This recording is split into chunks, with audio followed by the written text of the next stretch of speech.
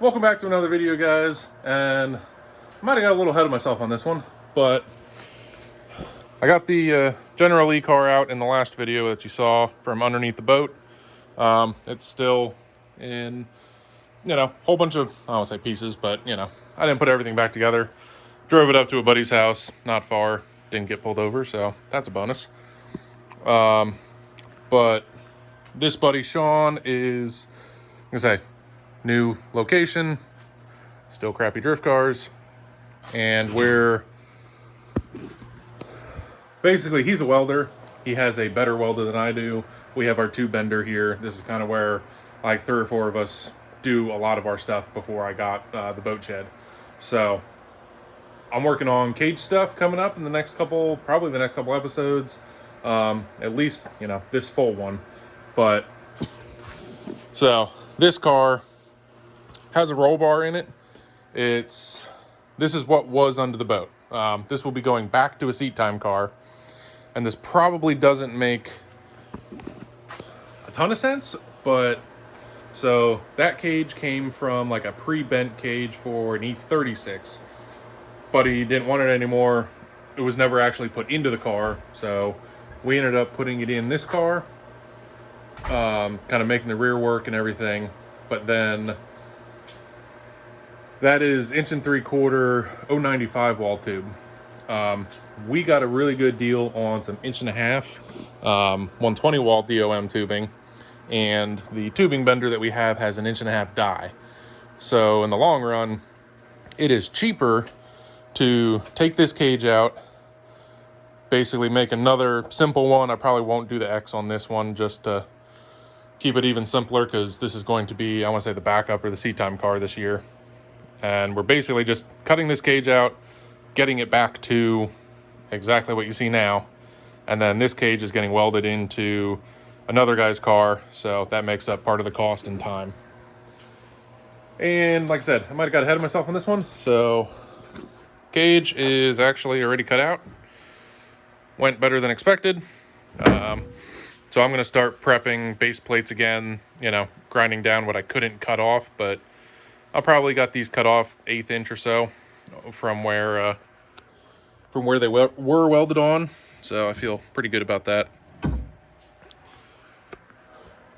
I'm gonna pull this out and get to grinding. All right, so we are embarking on this cage endeavor, which, like I said, I got the other cage cut out, taken out of the garage. I took some measurements off of it, but everything I saw, because I'm just YouTubing while learning by watching YouTube. So I'm working on taking what I learned from there, taking measurements. I kind of measured the old cage. I knew we could make it fit tighter, so that's what I'm going to try. So I took measurements here. These would be new cage measurements. The old cage, I took measurements here, and I also got just a list of, general sizing I needed, so I knew how much of the tubing I was going to use.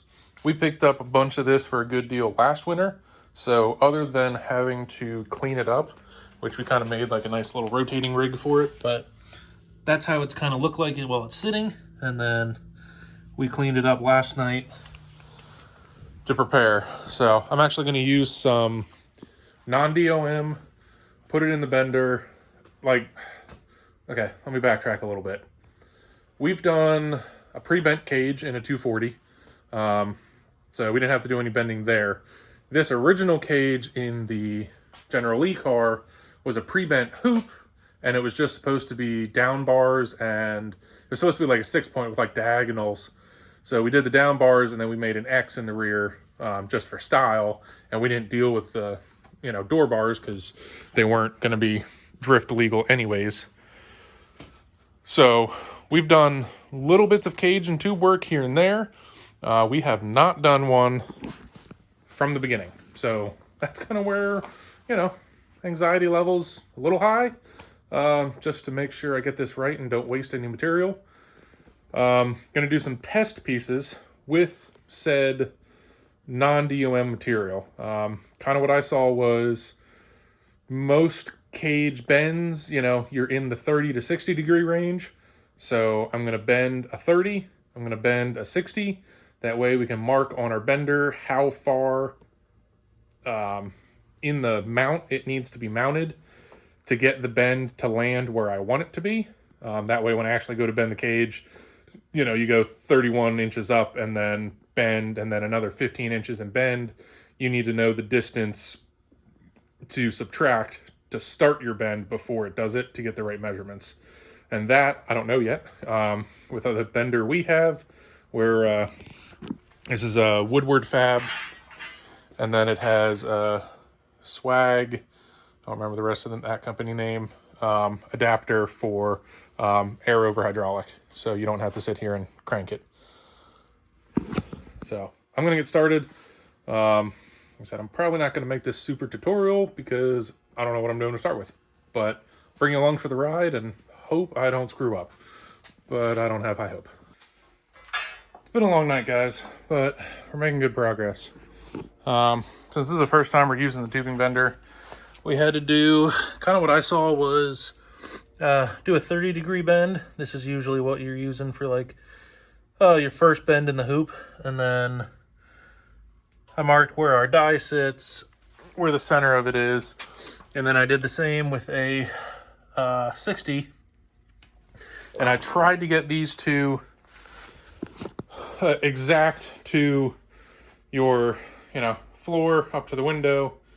I was doing 30 over, and then a 60 across, you know, to start going across the ceiling, and I tried getting that distance in between those two right. And I screwed that up the first time, which is why I did this out of just a regular 1.5-inch tubing, like laser welded that we had laying around. I didn't want to use up the nice DOM, especially considering it was, you know, first time trying to figure that one out. But once I got those figured out and realized like I didn't have the measurements for distance up to 60 right, I did another one. It's around here somewhere, just to test my theories. But now I have a 30 and a 60, which I hear are fairly common. So you can kind of hold those up. You can get about where they're going to sit and then kind of get your distances in between them, which is what I did inside. And now I feel pretty happy with this. This is in, and it is touching the top. It's kind of dark in here, but touching the top all the way across, super tight. I wanted to get it as close to these rails here as I could and keep it nice and tight here. Now, it does need, like I do need to cut like maybe 1/8 to 1/4 of an inch off the bottom. It's sitting tiniest bit too tight, like it's pushing on it. And it also doesn't have the angle on it to go back so that it's leaned over. So if you look at the base plates, there's a little gap, you know, down here from where it would be sitting, if you can see that. So they need a little bit of an angle put on them. But for me, that is my first main hoop done from scratch. There's some tense moments in there, you know, I'm not sure what I was doing, especially bending this one first. It's a tiny bit tighter than I was hoping for, but live and you learn. And now, like I said, it fits real tight, which is good. Got a little lucky there, a lot of math. But for tonight, I'm heading home. It's late, and I got down bars, harness bar, crossbar. Hopefully knock that out in the next 2 days, and then this one will be done.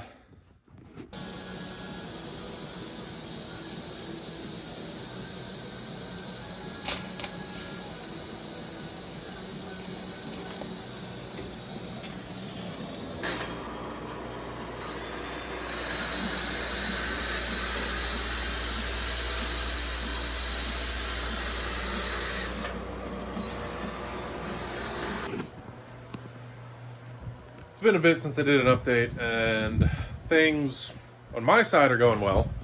So, I say I'm not the welder, but I got everything mocked up earlier this morning, tacked in, and our typical welder is He's working on getting this the rest of the way done, finished out, finish welded in. It just has to be welded to the base plates, and that's good to go. Now, the fun fact that we just found out was the cage that came out of this car was gonna go into this car. So this was, all right, how it started was we had a cage left from an E36, so it was a pre-bent hoop and then just straight bars. And we made that fit in my convertible E46, and the hoop fit great, all of that, no problem. We used down bars and stuff just differently. So this one, like I said, this is 1.5 inch DOM tubing, which will then in the future allow me to build a full cage out of what we had with the dies and everything like that.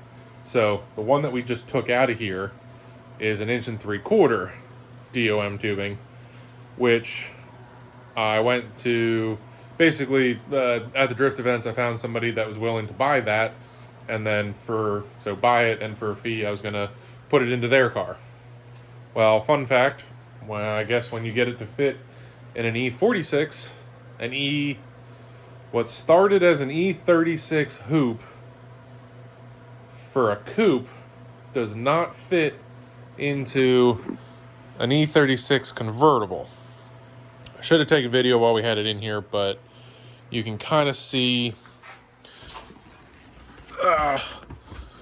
right here where all these scratch marks are is where the hoop was hitting on both sides. So it was about 1.5 inches too wide to be able to fit in here. And then it was also hitting up here. So instead of modifying stuff to make it fit, I'm just starting fresh for this guy and gonna do the same thing I just did over here in his car, which was not the plan. I was hoping to just make base plates, set that in with a few modifications, and then be done with it pretty quick. So, fun fact, once you modify an E36 coupe cage, or maybe just an E36 coupe cage doesn't fit in an E46 or E36 convertible, I don't know. I don't know if those boxes down there on the bottom are normal, like if they're in a coupe or not. I haven't worked on them before, but it doesn't fit. So kind of changed the plans around, and kind of takes up my timeline a bit.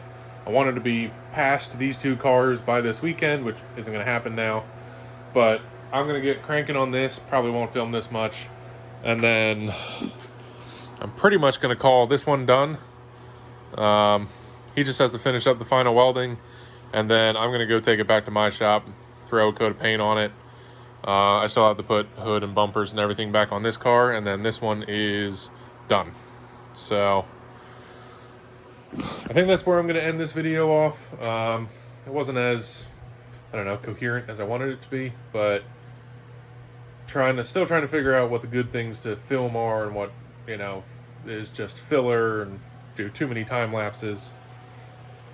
But for this episode, this is going to be your captain out.